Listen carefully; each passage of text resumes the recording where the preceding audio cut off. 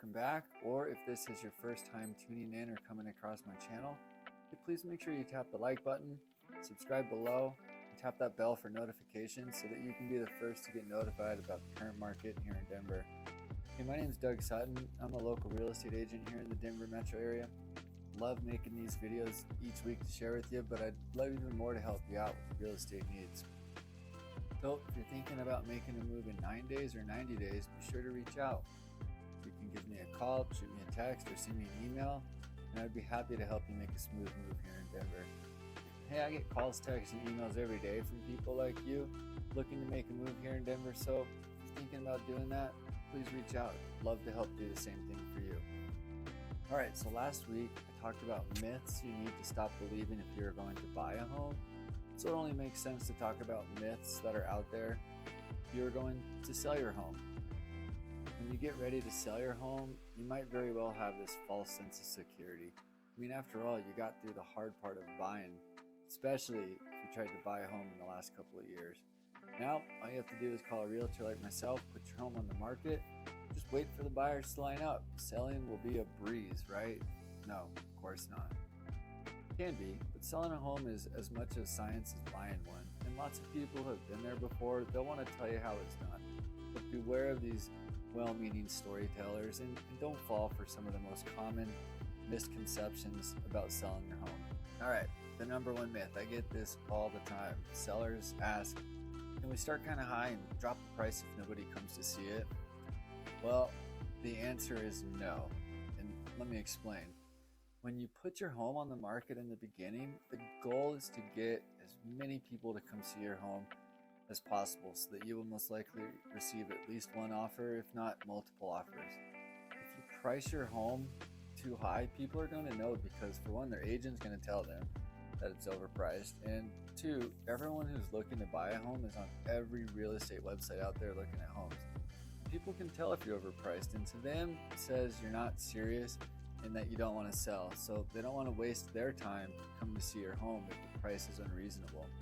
By the time you decide to drop the price, the home's been on the market for a while and people will start to wonder what's wrong with your home.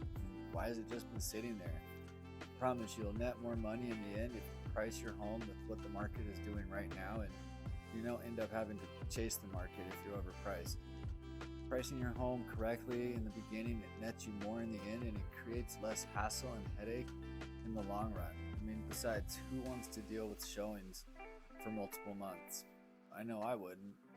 All right, the number two myth is that springtime is the best time to sell a home. Sure, spring and summer have long received all the real estate glory as the best time and the busiest time to buy and sell a home. But the truth is that any season can be the best. It just depends on the market. Selling a home during the holidays is actually great because your home looks really nice with all the decoration, and there tends to be less competition during this time. So less competition equals more money for you at the end. Number three is that you can rely entirely on online home value estimates. Although online home value estimates like the ones you see on Realtor.com and Zillow, they're a good starting point, but really there's no substitute for the expertise of a real estate agent like myself. Plug in all the different variables that you can't plug into a standard formula and expect it to give you accurate results. I mean, there's really no substitute for a real person. If a neighborhood is all over the place as far as prices go, not only do I run the CMA, but I also go through all the last sales, what the photos look like, and everything listed in the area that we need to compare to. I also go to the home to see the upgrades and see what kind of value they add to the home. So it's important to see the home, know the area, and look at the past sales. And sometimes those algorithms on these online websites, they can't do that for you. So it's important to have expert advice when pricing your home correctly. All right, the number four myth is that if the first offer was good, that means my home is worth much, much more.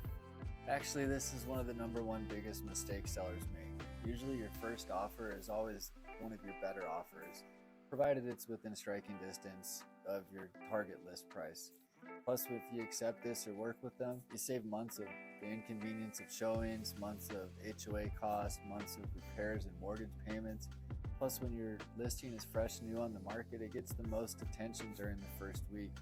on the market. After that, inquiries tend to drop off significantly. Plus, also, let's not forget that a buyer's offer is simply a starting point. There's tons of negotiations that are in your favor. So, if you get a good offer on your home within the first week or so, it doesn't mean that your home is going to be worth much more. It means you priced your home correctly.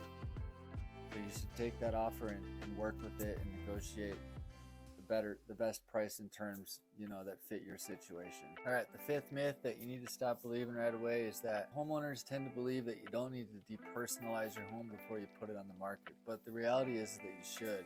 While the process of selling a home can be very emotional, it's best to make sure all the clutter, the artwork, and the photos are gone before you start showing. And this is no longer your personal space, and no one's buying your stuff. They're buying the home. You're opening it up to the public for a business transaction, and that's how you must look at the house from now on. Well, I hope you're able to pick something up out of this video. Now that you've watched this, you are now smarter and ready to go sell your home for top dollar. As always, I'd love to help you out with your real estate needs, and if you'd like to know what your home is worth in today's current market we're in, please drop a comment below or reach out to me directly. You can give me a call, shoot me a text, send me an email, and I'd be happy to help you find out what your home is worth. Hey, as always, thanks for watching. See you next week. Be happy.